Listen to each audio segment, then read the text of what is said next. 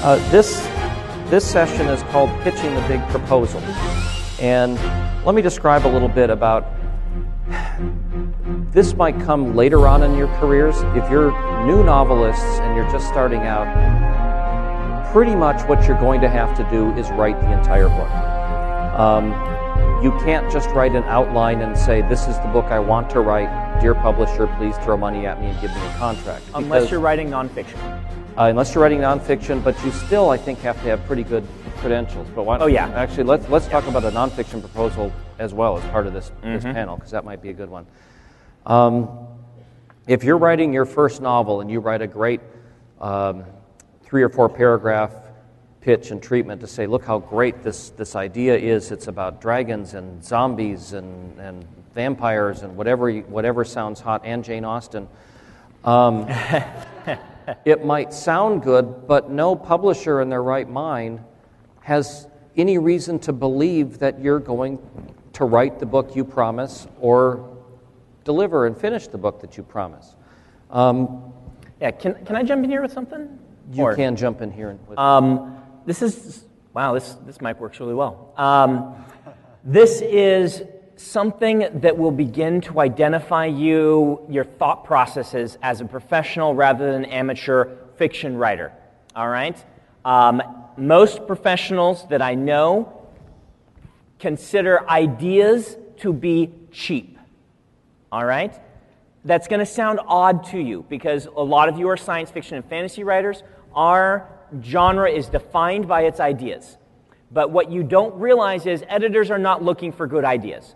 They get in the slush pile every day a dozen good ideas or more. What they are looking for, particularly in our genre, is someone who can turn those ideas into a compelling story.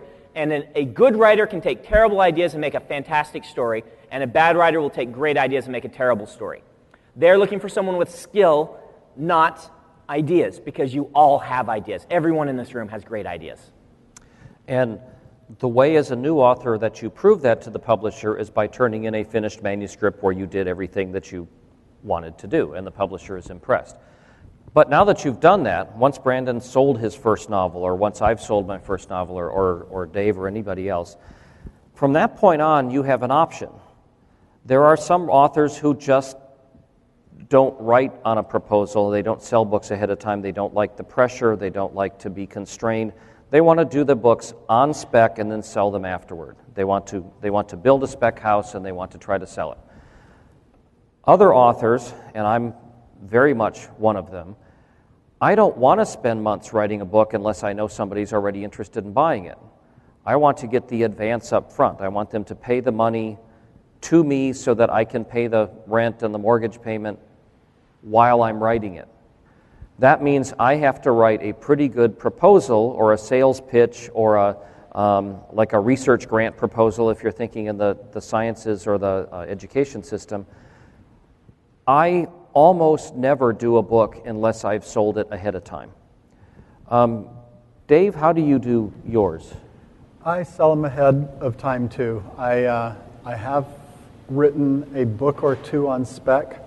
I've always thought, I'm crazy to be doing this. Why am I wasting my time writing a book that nobody has bought in advance? But for example, when I did The Rune Lords, I had been writing science fiction for 10 years. I had been wanting to write a fantasy for 10 years. And I finally said, I'm going to give myself a birthday present and go write a novel just for me. And so that's what I did. I went to write a novel just for me with The Rune Lords, and then I turned it into my publisher, and all of a sudden I found out that I am now a fantasy writer. I am no longer a science fiction writer. They don't want to see science fiction from me again. You better stick with that. Then just recently I did it again with a book called In the Company of Angels, which is a historical novel. And, I've never tried pushing a historical novel. I wrote it. Took it to some publishers. They wanted to do things to it that I didn't want done, like cut it down quite a bit. And so I published it myself. And, it's up for an award for being the best historical novel of the year. But and so I feel kind of good about that. But it's a self-published book. I would always recommend never do that either. Okay, I'll speak up. I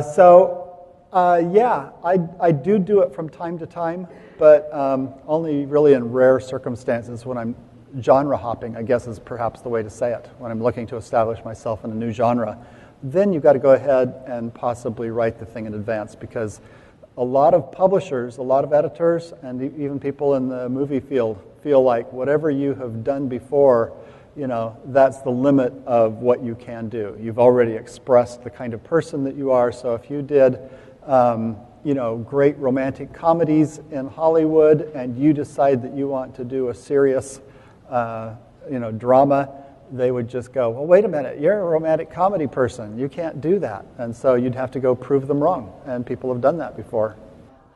I was given 2 years ago the greatest opportunity that any fantasy writer has ever had in the history of the genre. That was the opportunity to, number one, write on a book series that I absolutely love and have been reading since I was 15, that had been foundational in making me a writer.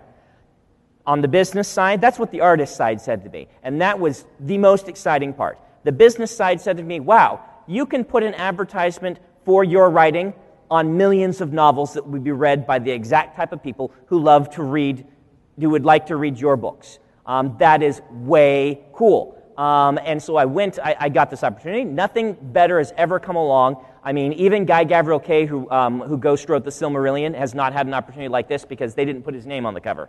And so I was given this, and about in 2008, Tom Doherty called me up and said, I would really like to have your own book series, a new book series from you, to be cross-promoting with The Wheel of Time to release in 2010. What can you do about that? And he asked me to come pitch to him the biggest, he said, I want something big, grand, and awesome from you for us to release that will be, that could be, come and convince me that you can do this, is essentially what he said to me. A typical opportunity that you all will get.